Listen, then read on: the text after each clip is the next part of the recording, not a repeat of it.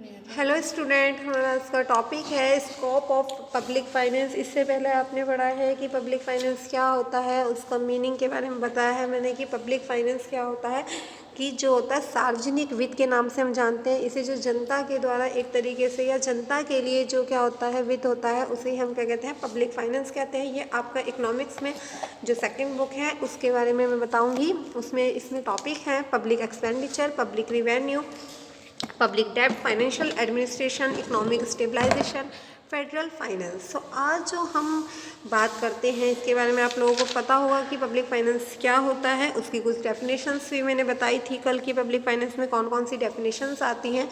इसमें जो आपका फर्स्ट है कि ये है पब्लिक एक्सपेंडिचर। कि पब्लिक एक्सपेंडिचर जिसको हम कहते हैं लोक या सार्वजनिक वित्त के नाम से भी हम इसको जानते हैं। पर इससे पहले बताना चाहिए कि इसका जो scope and subject matter of public finance क्या है। राजस्व की परिभाषाओं के अध्ययन से मोटे तौर पर हमें इसके क्षेत्र एवं विषय सामग्री का ज्ञान हो जाता है। हमें क्या हो सकता है, जो इसके डेफिनेशंस है उसके द्वारा हमें क्या पता लग जाता है कि हम इसके अंदर जो है स्टडी किस चीज़ की करेंगे, क्या क्या हमें इसके अंदर मटेरियल मिलेगा उसके बारे में मिल जाता है। जैसे कि फिंडले सिराज जो हमारे राइटर हैं उन्होंने डिफाइन किया है कि लोक सत्ता द्वारा साधनों की प्राप्ति एवं व्यय से संबंधित सिद्धांतों का अध्ययन। क्या होता है इसमें आप ज़्यादातर जो पढ़ेंगे एक पब्लिक रिवेन्यू और पब्लिक एक्सपेंडिचर के बारे में मोस्टली स्टडी करेंगे आप इसके में। फिर हमारे जो बेस्टेबल हैं उन्होंने भी बताया है कि लोक सत्ताओं के जो हमारी जिनके पास अथॉरिटी होती है, जैसे कि पहले राजाओं के पास अथॉरिटी होती थी, अब राजाओं की जगह पे उनका जो स्थान ले लिया है वो किसने ले लिया है, वो गवर्नमेंट ने ले लिया है। और गवर्नमेंट जो भी क्या होती है आय और व्यय तथा उसके पारस्परिक संबंध तथा उनके इंटर रिलेशन को ही वित्तीय और प्रशासन नियंत्रण से संबंध रखता है। ये हमारा जो फाइनेंशियल होता है और जो हमारा क्या होता है एडमिनिस्ट्रेशन कंट्रोल होता है उससे ये रिलेटेड होता है। अब बात करते हैं, इसने बताया है कि संक्षेप में राज्य और उससे संबंधित संस्थाएं सामाजिक कल्याण के लिए किस प्रकार धन एकत्रित करती है। कौन कौन की हमारी, एक तो राज्य जो होता है और उससे संबंधित संस्थाएं, कोई राज्य और उसने क्या कर रखा है जो हमारा सोशल वेलफेयर है उसके लिए वो मनी कैसे कलेक्ट करती हैं इसके ऊपर बताया गया है। और इसका यूटिलाइजेशन कैसे करती है। देखो जो गवर्नमेंट होती है, गवर्नमेंट क्या करती है पब्लिक के लिए मनी कलेक्ट करती है, फिर उस मनी को कलेक्ट करने के बाद क्या करती है वो उस मनी से उसका डिस्ट्रीब्यूशन करती है। किसके लिए करती है, वो भी एक जनता के लिए ही डिस्ट्रीब्यूट करती है। यही क्या कहलाती है आपकी राजस्व शास्त्र की विषय सामग्री है।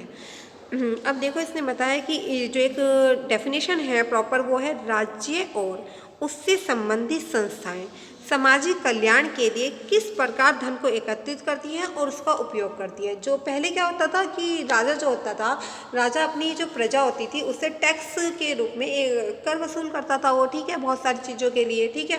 मान लो उसे कोई चीज़ दे रहा है तो वो उसके ऊपर टैक्स लेगा। तो ये जो टैक्स की जो सिस्टम है, ये टैक्स सिस्टम भी किसके द्वारा ही बनाया गया है, राजाओं के द्वारा करा गया है। उन्होंने जो उनकी प्रजा थी उसको कुछ सामान या कह सकते हैं कुछ गुड्स या कुछ सर्विस प्रोवाइड की है जिसके बदले में वो उससे क्या करता था, टैक्स लेता था। अब बात करते हैं हम इसमें जो बताया है, फिर इन्होंने क्या करा, उस टैक्स को वो अपनी प्रजा के लिए यूज़ करता नहीं था पर इतना थोड़ा बहुता कर दिया। पर आजकल जो होती है गवर्नमेंट ने भी ये जो राजाओं के द्वारा एक प्रथा चलाई गई है उस प्रथा को ही अपनाया है। उस प्रथा को अपनाने के बाद उसने उससे क्या किया है, टैक्स लेना स्टार्ट किया है और उस टैक्स को फिर क्या कराया है, यूटिलाइज करना स्टार्ट किया है, कहाँ, जनता के लिए ही। अब इन्होंने कहा है कि कुछ जो स्कोप है, जो हमारी जो पब्लिक फाइनेंस है उसमें कुछ स्कोप बताए गए हैं।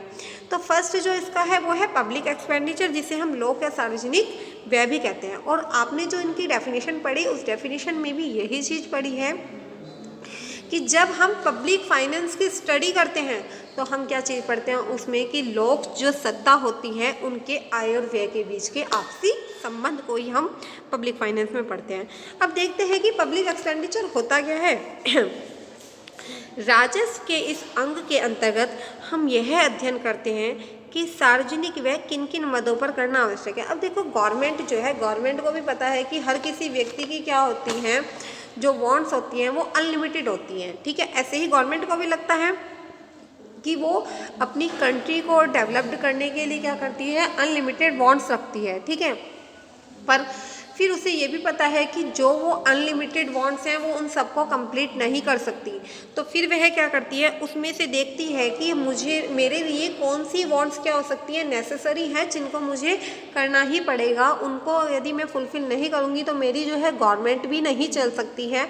और जो एक कहते हैं ना कि जो एक राजा होता है, जैसे कि एक प्राइम मिनिस्टर क्या है किसी देश का, ठीक है, वो एक राजा की तरह ही तो काम कर रहा है, और जो जनता है वो उसकी प्रजा की तरह काम कर रही है, तो वो जैसी लीडरशिप करेगा वैसे ही उसके फॉलोवर्स बनेंगे, ठीक है। तो इसमें बताया है कि गवर्नमेंट क्या करती है, अपने जो व्यय है वो देखती है कि किन किन मदों पर करने आवश्यक हैं और किन सिद्धांतों के अनुसार किया जाता है, उसमें वो कुछ क्या करती है, प्रिंसिपल्स भी बनाती है, ठीक है। हमें देखना होगा गवर्नमेंट क्या करती है, एक्सपेंडिचर करने से पहले क्या करती है, प्राप्ति भी करती है एक तरीके से। वो क्या करेगी कि किन किन सोर्सों से मुझे क्या करनी है, मनी कलेक्ट करनी है, और फिर इस मनी को कलेक्ट करने के बाद उसे कैसे यूटिलाइज करना है, कहाँ कितना डालना है, ये सारे डिसीजन कौन करता है, गवर्नमेंट लेती है। कि सार्वजनिक व्यय किन किन मदों पर करना है। सार्वजनिक व्यय मतलब जो क्या होगी, जनता से रिलेटेड जितनी भी चीज़ें होंगी उनके ऊपर जो व्यय किए जाते हैं उन्हें सार्वजनिक व्यय कहते हैं। किन सिद्धांतों के अनुसार किया जाता है इन व्ययों का राष्ट्रीय अर्थव्यवस्था पर क्या प्रभाव पड़ता है। जो ये व्यय किए जाते हैं इनका जो हमारी अर्थव्यवस्था होती है उस पर क्या इफेक्ट पड़ता है, तथा इससे संबंधित क्या कठिनाई है, तथा इसमें जो हमने प्रॉब्लम्स हैं वो कौन कौन सी प्रॉब्लम्स हैं उनके बारे में भी हम इसमें क्या करते हैं, स्टडी करके चलते हैं। प्रोफेसर मसग्रेव ने सार्वजनिक वित्त के इस भाग को वितरण शाखा, ठीक है, उन्होंने क्या कहा है, डिस्ट्रीब्यूशन ब्रांच का नाम भी दिया गया है कि ये अगर हम इसे या तो एक्सपेंडिचर कह सकते हैं या हम इसे डिस्ट्रीब्यूशन ब्रांच भी कह सकते हैं। डिस्ट्रीब्यूशन ब्रांच के एक एग्जांपल मैं आपको देती हूँ कि आप लोग राशन वाले के यहाँ जाते हैं तो वो क्या है, गवर्नमेंट के द्वारा बनाई गई क्या है, एक डिस्ट्रीब्यूशन ब्रांच है, जिसके यहाँ पे क्या जाते हैं, गवर्नमेंट जो होती है, राशन आप लोग देखते हैं कि जब आप किसी क्या होते हैं राशन वाले की शॉप पे जाते हैं तो वहाँ पर आपको मार्केट से कम रेट पे क्या मिलता है, सामान मिलता है। आप रेट ले लीजिए, राइस ले लीजिए, कोई भी अदर थिंग्स ले लीजिए, तो वो चीज़ें आपको क्या होती है, मार्केट से कम रेट पे मिलती है। मार्केट में अगर 100 की है तो वहाँ पे आपको 25-20 इतने रेट पर भी मिल जाती है। तो ये जो है गवर्नमेंट के द्वारा किया गया एक एक्सपेंसेस है जिसको हम नाम देंगे डिस्ट्रीब्यूशन ब्रांच का। आप लोग देखते हो गवर्नमेंट के द्वारा कुछ सरकारी दुकानें भी खुलवाई जाती है जिन्हें हम सहकारी शॉप के नाम से जानते हैं। उसमें क्या होता है, गवर्नमेंट द्वारा क्या होता है, उन्हें सामान दिया जाता है कि आप इस सामान का क्या करेंगे, डिस्ट्रीब्यूशन करेंगे कहाँ पे, जनता तक, और इससे जो है बहुत कम रेट पे वो चीज़ें हमें मिलती हैं, ठीक है। जैसे कि आप राशन में देखते हैं और अदर जो गवर्नमेंट से रिलेटेड शॉप होती है उसमें भी, जैसे कि आप किसी मेडिकल की उसमें भी जाते हैं तो कुछ जो मेडिकल शॉप्स होती हैं, ठीक है, वहाँ पर आप लोग देखते हैं अदर्स जो मेडिकल शॉप है उनसे सस्ती जो मेडिसिन है वो मिलती हैं। क्यों? क्योंकि वो जो है वो भी एक डिस्ट्रीब्यूशन ब्रांच है, किसके द्वारा, गवर्नमेंट के द्वारा बनाई गई। तो डिस्ट्रीब्यूशन ब्रांच समझने के बाद हम देखते हैं क्योंकि सरकार कर नीतियों का मुख्य उद्देश्य आर्थिक विकास के साथ साथ संपत्ति का समांतर बंटवारा भी होता है कि जो हमारी संपत्ति है, जो हमारी एसेट्स हैं, हम उसको कैसे डिस्ट्रीब्यूट करें, ठीक है। अब सेकंड हम बात करते हैं पब्लिक रिवेन्यू। देखो अगर आपको पब्लिक फाइनेंस पढ़ना है तो पब्लिक फाइनेंस पढ़ने से पहले हमें पब्लिक एक्सपेंडिचर और पब्लिक रिवेन्यू को बहुत अच्छे से समझना होगा। पब्लिक रिवेन्यू और पब्लिक एक्सपेंडिचर दोनों के ऊपर ही हमारी क्या होती है, एक तरीके से अर्थव्यवस्था डिपेंड करती है। अगर हमारी पब्लिक रिवेन्यू होगा तभी हम पब्लिक एक्सपेंडिचर कर सकते हैं, अगर हमारा पब्लिक रिवेन्यू नहीं होगा तब भी हम पब्लिक एक्सपेंडिचर नहीं कर सकते हैं, ठीक है। क्योंकि गवर्नमेंट क्या है, गवर्नमेंट भी तो तभी कुछ सोचेगी जब उसे लग रहा होगा कि मुझे कुछ फ़ायदा हो रहा है, क्योंकि हर व्यक्ति क्या होता है, किसी ना किसी व्यक्ति से इसीलिए रिलेटेड होता है कि उसे उससे कुछ ना कुछ फ़ायदा होगा। तो ऐसे ही यदि गवर्नमेंट कोई पागल थोड़ी है कि वो जनता के लिए इतनी सारी फैसिलिटी प्रोवाइड कराएगी, नहीं, वो क्या करती है, पहले अपना भी कुछ फ़ायदा देखती है कि मुझे टैक्स से कितनी इनकम हो रही है, ठीक है। आप लोग देखते हो कि किसी लीडर्स की जो सैलरी होती है वो कितनी ज़्यादा होती है, ठीक है। अब देखते हैं पब्लिक रिवेन्यू क्या होता है। सार्वजनिक आय के विभिन्न स्रोतों के सापेक्षिक महत्व तथा सिद्धांत जो हमारी क्या होती है, सार्वजनिक आय होती है जिसे हम पब्लिक रिवेन्यू का नाम देते हैं। गवर्नमेंट क्या करती है, कई बार तो टैक्स से ये इनकम लेती है और कई बार क्या कहती है, सर्विस के द्वारा ये इनकम लेती है, ठीक है।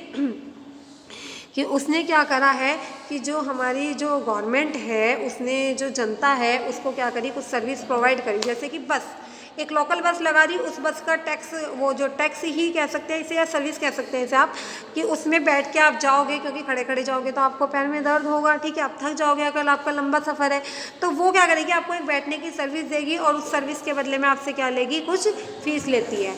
ऐसे ही जब हम बात करते हैं कि वो किसी चीज़ के ऊपर आपसे टैक्स देती है। जैसे कि आपको एक सर्विस प्रोवाइड की जाती है, आप किसी डोमिनोज में गए या कहीं पे भी गए कुछ पिज़्ज़ा खाने के लिए, किसी रेस्टोरेंट में गए, ठीक है, वहाँ पे आपको सेल्फ सर्विस होती है, कई बार उसके लिए भी टैक्स पेड करना पड़ता है, ठीक है। उसके सिवा कुछ सर्विस ऐसी होती है जो आपको क्या होता है, वेटर के द्वारा कुछ सर्विस दी जा रही है, उसके बदले में आप टैक्स लेते हैं। तो पब्लिक रिवेन्यू क्या है?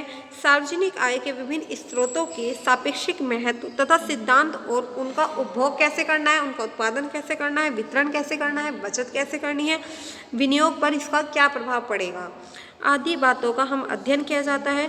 चूँकि राजस्व वित्त की इस शाखा का संबंध अर्थव्यवस्था के विभिन्न भागों के आवंटन से होता है कि अलॉटमेंट उसे कैसे कैसे किया जाए, इसीलिए प्रोफेसर मसग्रेव ने इस भाग को बंटवारा या आवंटन शाखा का नाम दिया है। उन्होंने इसे क्या किया है? एलो।